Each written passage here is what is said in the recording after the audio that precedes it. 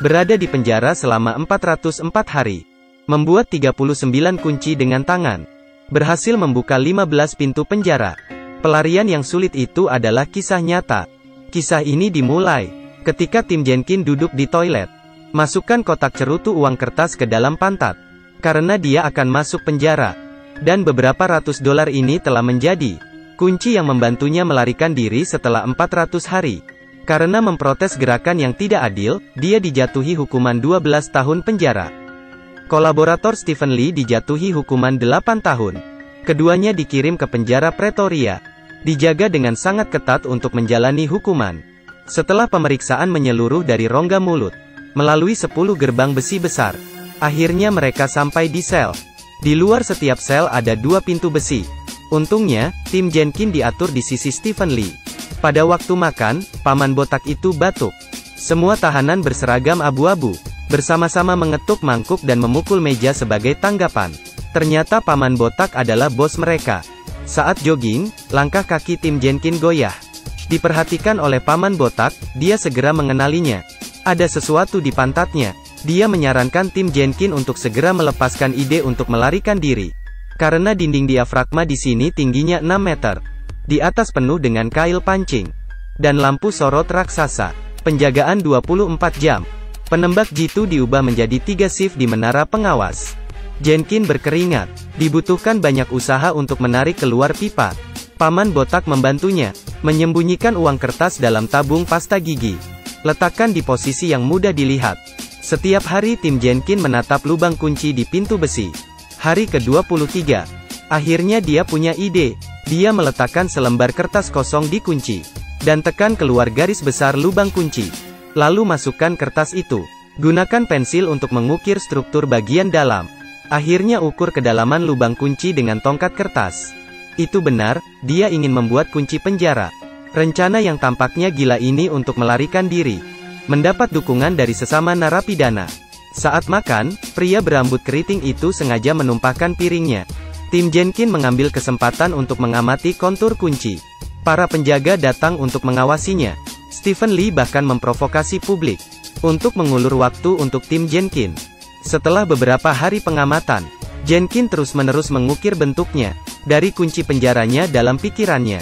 Setelah itu, Tim Jenkins tidak menyia-nyiakan peluang untuk mengamati kuncinya. Setelah banyak modifikasi, akhirnya di hari ke-73, dia menciptakan gambar kunci pertama. Dia membuat kunci untuk melarikan diri dari penjara. Dipotong secara presisi dan dipoles dengan hati-hati. Menurut setiap kontur kunci sampel. Kemudian rekatkan bagian yang bergerigi. Terakhir, masukkan kap lampu untuk membuat bentuknya. Setelah uji kekerasan sederhana, kunci pertama lahir. Dia pindah ke pintu besi kamarnya. Pasang perlahan lubang kunci, putar perlahan. Tak disangka mulus. Suara gemeretak, pintu terbuka. Pintu besi normal yang terlihat tidak bisa ditembus. Dibuka dengan mudah. Tapi masalah sulit berikutnya datang. Karena pintu kedua hanya bisa dibuka dari luar. Bahkan jika dia memiliki kunci, bagaimana dia bisa membukanya dari luar? Kemudian Tim Jenkins terus memindai dengan mata telanjang. Kunci pada penjaga penjara. Amati dengan seksama sampai hari ke-100. Kunci kedua berhasil diukir. Dia mencoba membuka kuncinya saat membersihkan. Setelah banyak koreksi, kemudian kuncinya berhasil diputar, bila kuncinya keluar. Para narapidana bersorak dengan suara kecil. Tapi tidak bisa memutar kunci kembali. Bila pengunci tersangkut di luar, tidak bisa masuk.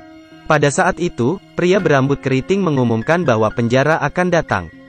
Terburu-buru, Tim Jenkins menggunakan kekuatan. Buat kunci kayu patah. Tim Jenkins segera mengaitkan tongkat kayu di lubang kunci. Tapi bila kuncinya masih ada di luar sana. Setelah penjaga pergi, Jenkins dengan panik memukul-mukul lidah kuncinya.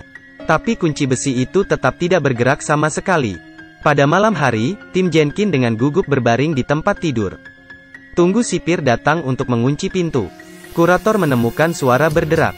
Meskipun dia merasa ini aneh, tapi tidak bisa memikirkan alasannya. Mendengar bahwa penjaga penjara telah pergi, Jenkins menghela nafas lega.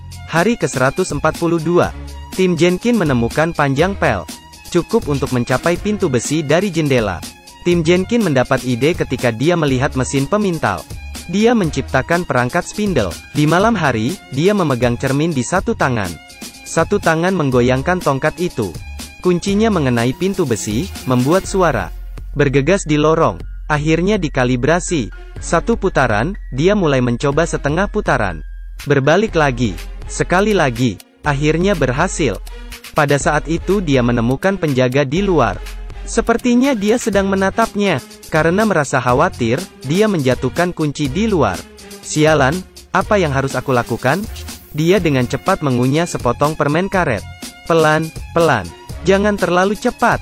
Tangan harus kuat. Jenkin menahan napas. Setelah beberapa kali mencoba, akhirnya diambil kuncinya.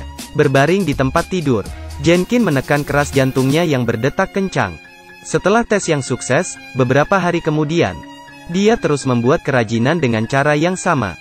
Hari ke-206, dia telah membuat 39 kunci. Mereka menyuapnya. Seorang tahanan menangani pakaian narapidana baru. Dapatkan mereka 3 pakaian kasual dan peta lalu lintas. Semua sudah siap. Mereka akan mencobanya untuk pertama kalinya. Melangkah keluar dari pintu ketiga dan turun ke bawah. Di luar pintu keempat adalah ruang penjaga penjara. Sipir gendut sedang membaca koran. Mereka hanya ingin membuka pintu. Bayangan penjaga penjara perlahan terungkap. Mereka bergegas bersembunyi di ruang penyimpanan. Penjaga penjara yang gemuk perlahan melangkah maju. Jenkin dan pria berambut keriting itu memanfaatkan kesempatan itu. Mulai menguji kunci pintu belakang. Penjaga penjara sedang berpatroli di lantai atas. Kepala botak memperhatikan bahwa penjaga penjara sudah mulai kembali. Dia segera batuk. Setelah 2 orang di bawah mendengarnya, mereka kembali bersembunyi di ruang penyimpanan. Melalui celah, mereka melihat sipir berjalan menuruni tangga. Ketika sipir berjalan di depan pintu ruang penyimpanan, dia tiba-tiba berhenti. Ternyata dia melihat tetesan keringat mengalir di tanah mereka berdua. Pada saat itu 2 orang di balik pintu sangat tegang sehingga mereka tidak bisa bernapas. Tim Jenkin mencoba mengendalikan ototnya agar tidak gemetar. Para penjaga melihat melalui lorong tanpa satu sosok pun. Lalu tiba-tiba pergi. Tim Jenkin dengan lancar kembali ke sel dan memecahkan kuncinya. Selipkan ke dalam pemegang sikat. Tak disangka keesokan harinya ada inspeksi mengejutkan. Penjaga penjara menunjuk ke potongan kayu bergerigi dan bertanya padanya. Apa ini? Jenkin cerdas. Balikkan gambarnya. Mengatakan bahwa ini adalah rak foto, jadi dia telah lulus inspeksi sekali. Tidak lama setelah itu, tim Jenkin menemukan stasiun penjaga luar sedang direnovasi. Sekarang atau tidak sama sekali, mereka memutuskan untuk melarikan diri malam ini. Dia menggunakan kunci buatan sendiri untuk membuka pintu sel. Berada di penjara selama 400 hari. Dia membuat 39 kunci. Hari ini, mereka akhirnya harus melarikan diri dari penjara. Melepaskan Stephen Lee dan pria berambut keriting. Mereka melakukan hal yang sama seperti saat latihan. Buka pintu ketiga lorong. Tapi mereka tidak tahu. Saat itu, penjaga penjara di lantai bawah sedang sakit perut. Menyumbat toilet. Para penjaga pergi ke ruang penyimpanan tempat mereka bersembunyi selama latihan. Mengambil tongkat pembilasan toilet. Mereka bertiga pergi ke ruang penyimpanan untuk bersembunyi. Kemudian menemukan seseorang menyentuh ruang penyimpanan. Tetapi pada saat yang mendesak, mereka tidak bisa berpikir banyak. Mereka meringkuk ke dalam kamar. Pada saat itu, penjaga penjara telah selesai membersihkan toilet. Dia datang kembali untuk mengembalikan alat itu.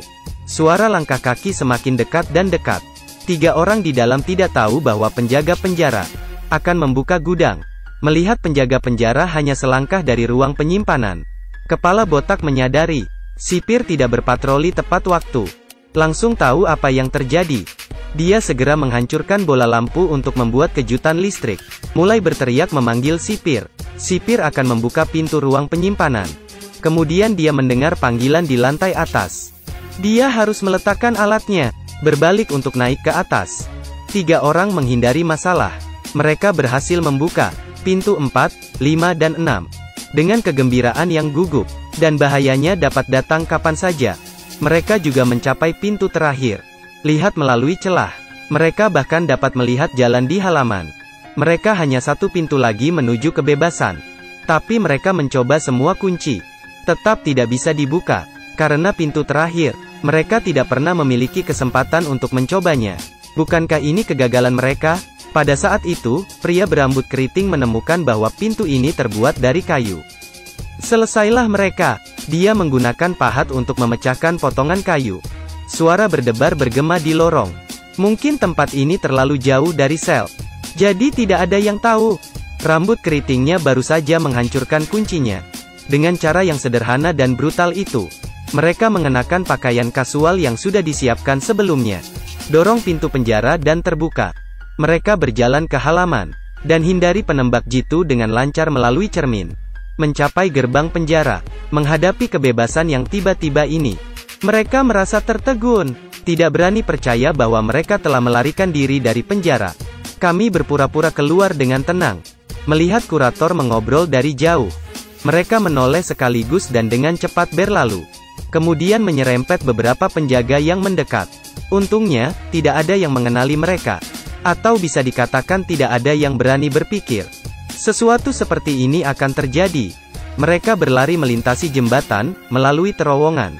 Gunakan $360 yang disembunyikan selama setahun. Naik taksi. Di dalam mobil, mereka tidak bisa menahan diri untuk tidak berteriak. Stres dan ketakutan yang menumpuk selama setahun terakhir. Di saat ini, akhirnya, mereka mendapatkan kebebasan.